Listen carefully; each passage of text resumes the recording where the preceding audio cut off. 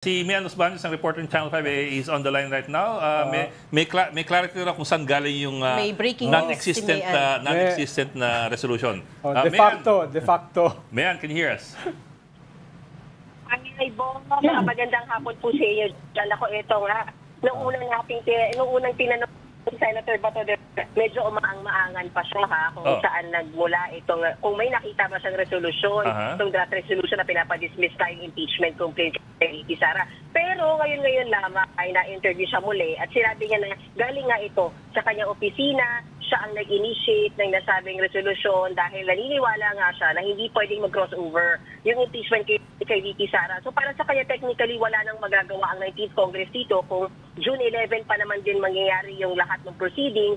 So sabi niya, para sa kanya, ang paniniwala niya, ang stand niya, kaparehas nung sinabi ni Senate Majority Leader Francis Tolentino nung Lunes na functionally dismissed na ito. Kaya yun din yung laman ng kanyang reso.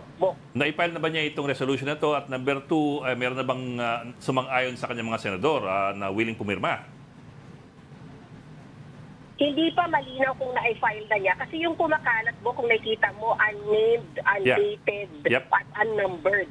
Sabi-sabi, hindi pa na-file, di ba? Pero, aminado siya na pinapaikot na niya sa mga kapwa niya senador yan. Kung sa bilang, wala pa siyang masabi kung ilan na, pero may ilang parang medyo nagpapahaging na kaparehas nung paniniwala ni Senator Bato de Rosa. So for example, Senator Migs, dating Senate President Sig Zubiri, siya rin naniniwala na walang crossover. Kumbaga hindi inaalam sa Senate rules yan, yung crossover. Sabi niya, so kung yun yung magiging laman daw ng resolution ni Senator Bato de Rosa, pag makita niya, kasi hindi pa rin nakikita ni Senator Migs, sabi niya malamang ito ay pagdebatehan sa Senado. At ang pagkakaalam daw niya, nakaschedule yung debate na yan sa reso na yan, sa darating na susunod na Miyerkules. Yung araw kung kailan magko-convene supposedly ng impeachment court ang Senado. Miyerkules talagang 11 talaga, no? Mayan, do we have any idea kailan siya, when it was being floated? Kasi as of last night, 10 p.m., sabi ni Senate President Cheese, sabi niya, no such reso filed nor pending as of last night when I left a little before 10 p.m. Yan yung quote na nakuha natin sa kay SP Cheese, no? Pero do we have any idea from Senator Bato kailan inumpisahan may i-float itong resolution na to?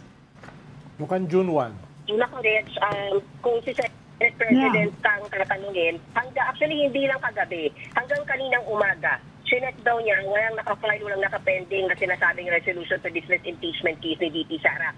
Pero nagkaroon din ng interview kanina lamang kay Senate President pro tempore Jinggoy Estrada at siya mismo ang nag-compare marriage na nung Lunes pa pinapaikot itong resolution na ito. Nung tinanong siya, sino nagpaikot? Sabi niya in confidence, ayaw niyang sabihin kung sino. So, mismo yung pangalawa sa pinakamataas na leader ng Senado ang nagsabi na Lunes pa pala pinapaikot itong resolution na ito sa kanilang mga kasamahan para makakuha ng mayoryang boto o mayoryang nagdak.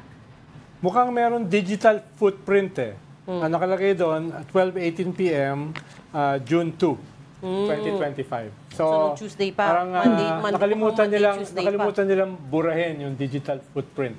Hindi ko alam if SP Cheese was just going by technicalities. Inisip siguro niya, I can lulusot ako. Hindi pa final. Oo, hindi pa final ang iniisip niya. It's being circulated, but the fact is, it's being pinafile. circulated. We're Pero getting magaling yung confirmation. pagkaka-craft ng resolution. Sino kaya yung abogadong gumawa nun? Parang nagduda si Ami na kaya nung office ni Bato. balita kayo. Hindi si Bato yun. Yun ang sinasabi ni Ami, nagdududa siya dahil magaling daw yung pagkakasulat. Hindi style ni Bato yun. Hindi ito gumawa. Mayan? Sabi ko ni Senator Bato, kinonsult niya raw yan. Hindi nga talaga siya yung mismo nagsulat.